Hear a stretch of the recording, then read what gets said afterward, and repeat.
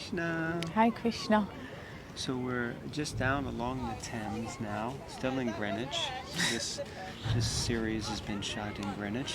In one day, mind you. One day, We're not living here like. We're reading a lot of Bhagavatam one day, but that's also good. And right behind us is the Cutty Sark. Cutty Sark. Famous ship at Tea Greenwich. clipper. And we're just going to continue reading from the Bhagavatam. 3rd canto. Chapter 8, text 18. Chapter's entitled Manifestation of Brahma from Vishnu. And remember, we left off last time with the manifestation of Brahma. Yes.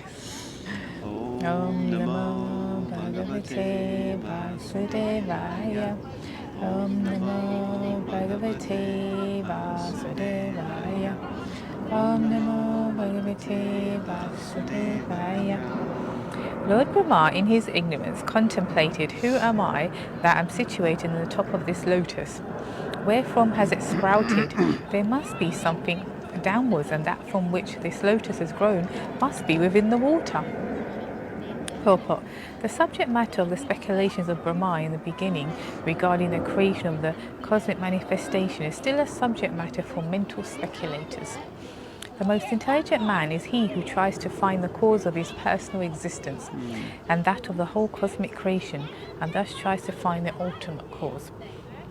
If his attempt is properly executed with penances and perseverance, it is sure to be crowned with success. Wow, great. Okay, thoughts, comments? Yeah, great. It's great. So that's the point of life, is one must inquire. Atato Brahma Jigyasa. And, one must inquire into the absolute. Why am I here? And why we're here. And then what is the point of that is that we come to the conclusion, Aham Brahmasmi. I am spirit. I'm spiritual by nature. Okay. Text 19. Lord Brahma, thus contemplating, entered the water through the channel of the stem of the lotus. But in spite of entering the stem and going nearer to the navel of Vishnu, he could not trace out the root. Purport. By dint of one's personal endeavor, one may go nearer to the Lord. But without the Lord's mercy, one cannot reach the ultimate point. Such understanding of the Lord is possible only by devotional service, as confirmed in Bhagavad Gita 18:55, Bhaktyamam abhijanati yavanyaschasmi tatvataha. So this is a nice point. Lord Brahma was trying to figure out what was going on, and he was climbing down the lotus stem, going closer to the navel of the Lord. I mean, this is actually really far out to imagine and visualize. But the kind of philosophical point is that he's getting closer to the Lord, but yet he still hasn't figured out what's going on. So without the Lord's mercy, our own personal endeavor is, let's not say worthless exactly, but Futile. It's not futile either. We have to endeavor, right?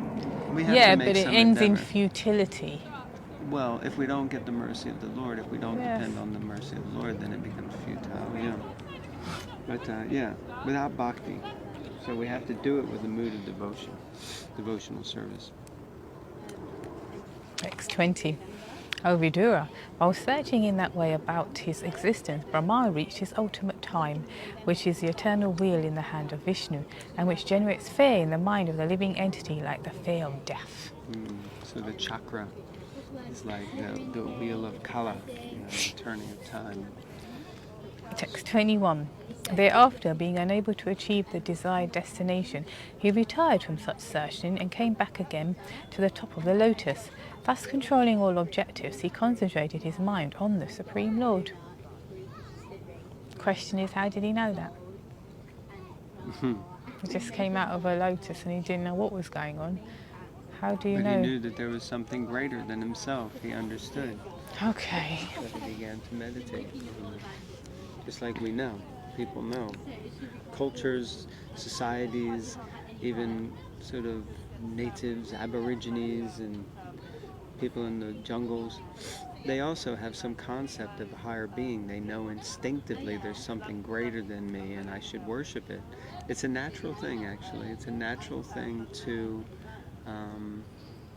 worship something greater than ourselves. Because it's our natural constitutional position. Yes.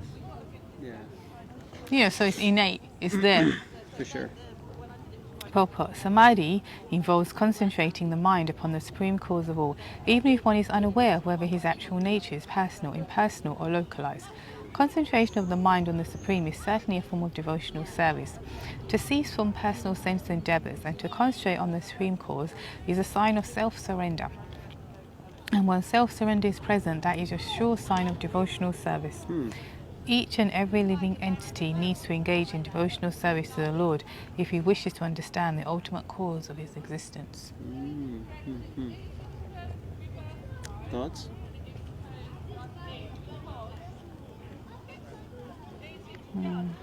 Very deep. Yeah, so each and every living entity needs to engage in devotional service to the Lord if he wishes to understand the ultimate cause of his existence. So if we want to know the greater understanding, then we have to perform devotional service. But I like this idea that to cease from personal sense endeavors and to concentrate on the supreme cause is a sign of self-surrender. So if we give up for ourselves and we're looking for the higher cause, that's self-surrender. And when self-surrender is present, that's a sure sign of devotional service.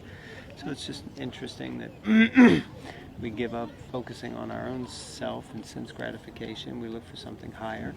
That's self-surrender. And that naturally will also lead us to the path of bhakti.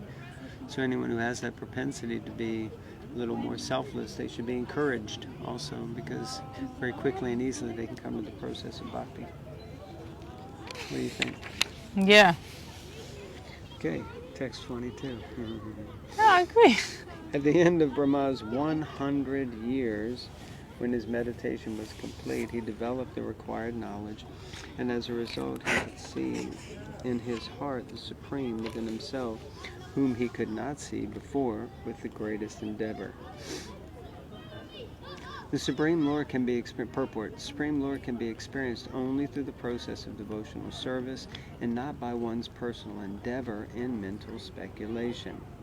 The age of Brahma is calculated in terms of divya years, which are distinct from the solar years of human beings. The divya years are calculated in Bhagavad Gita 8:17. Sahasra yuga paryantam ahar yad brahmano vidu. Brahma's one day is equal to 1,000 times the aggregate of the 4 yugas, calculated to be 4,300,000 years. That's Earth years. On that basis, Brahma meditated for 100 years before he could understand the supreme cause of all causes, and then he wrote the Brahma Samhita, which is approved and recognized by Lord Chaitanya, and in which he sings Govinda Adi Purusham Tamaham Bhajami. One has to wait for the mercy of the Lord before one can either render service unto him or know him as he is. So my question is, that 100 years, because Lord Brahma only lives for 100 years, so that must be 100 Earth years, which isn't very long for Brahma to contemplate for him, right? So, I mean, if it's 4,300,000 years is calculated as one day, 100 years, according to, must be like 5 minutes. Let me contemplate for a minute. And then he was done. He wrote the Brahma Samhita. So I think we need to check that one out, which time and how that works, because, yeah, it's either his whole life he waited, or such a small fraction that it seems insignificant. Interesting. Yes? 23, read on. Let's see. It might be Brahma could see that on the water there was a gigantic lotus-like white bedstead, the body of Sheshanag, on which the personality of Godhead was lying alone. The whole atmosphere was illuminated by the rays of the jewels bedecking the hood of Sheshanag, and that illumination dissipated all the darkness of those regions. Text 24. The luster of the transcendental body of the Lord mocked the beauty of the coral mountain. The coral mountain is very beautifully dressed by the evening sky, but the yellow dress of the Lord mocked its beauty. There is gold on the summit of the mountain, but the Lord's helmet bedecked with jewels mocked it. The mountain's waterfalls. It's a long verse, isn't it? The mountains, waterfalls, herbs, etc., with a panorama of flowers seem like garlands, but the Lord's gigantic body and his hands and legs, decorated with jewels, pearls, tulasi leaves, and flower garlands, mocked the scene on the mountain. Not quite sure where this mountain came from, to be honest. It's interesting, the coral mountain. Yeah, I'm just wondering. Yeah, anyway, it seems, I mean, that's one verse, it's quite big, you know? I know, purport. The panoramic beauty of nature which strikes one with wonder may be taken as a perverted reflection of the transcendental body of the Lord. One who is therefore attracted by the beauty of the Lord is no longer attracted by the beauty of material nature, although he does not minimize its beauty. In Bhagavad Gita, chapter 2, text 59, it is described that one who is attracted by Param, the Supreme, is no longer attracted by anything inferior. Yes, Param Drishtva Navartate. That's a test in your progress in Krishna consciousness, actually, to the degree that you're attracted to other material things as opposed to Krishna. To that degree, you know how much you are or are not advancing. And if you regress and go backwards after you've reached a certain stage, that's also a cause for concern. Oh yeah, definitely. Okay, text 25.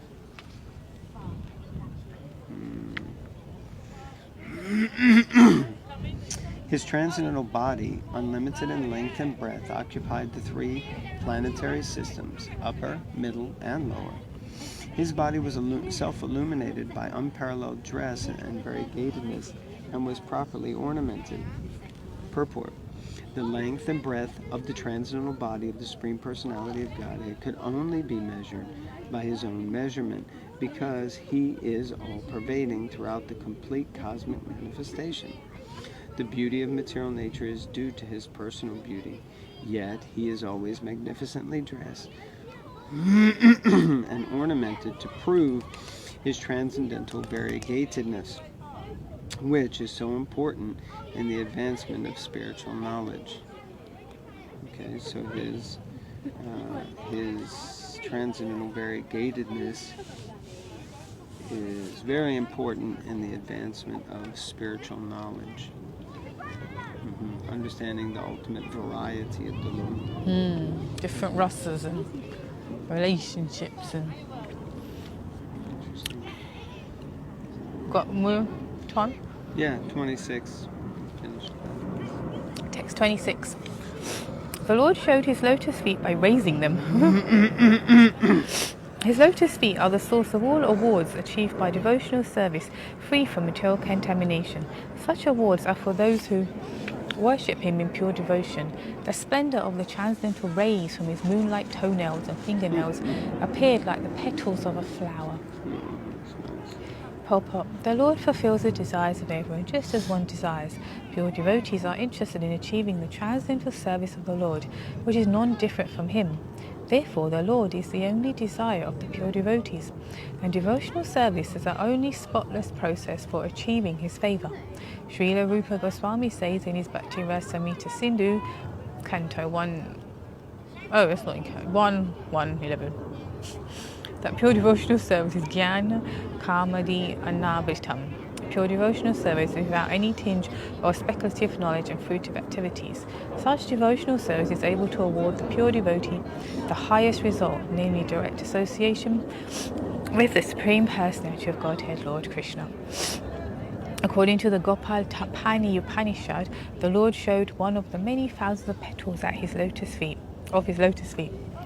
It is said, Brahmano sasav anavaratame diyata stuta paradridante so abuddhiyata gopavesha me purasta dave babuva.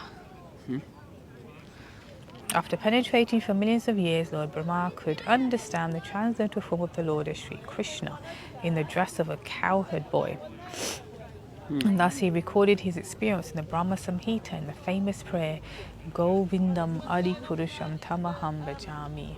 So we hear that again, that once Lord Brahma had revelation of the Supreme Lord, Sri Krishna, then he wrote the Brahma Samhita. But it says here, after penetrating for millions of years, Lord Brahma could understand the transcendental form of the Lord as Sri Krishna. And yet you have, like Prabhupada says, armchair philosophers who speculate on what is the absolute truth. Really? Took Lord Brahma millions of years. Right.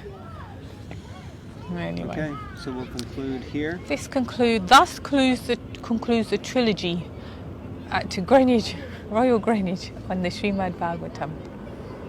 Thank you all very much. Again, if you'd like a copy of the Bhagavatam or have any comments or questions, please put them in the comments section below.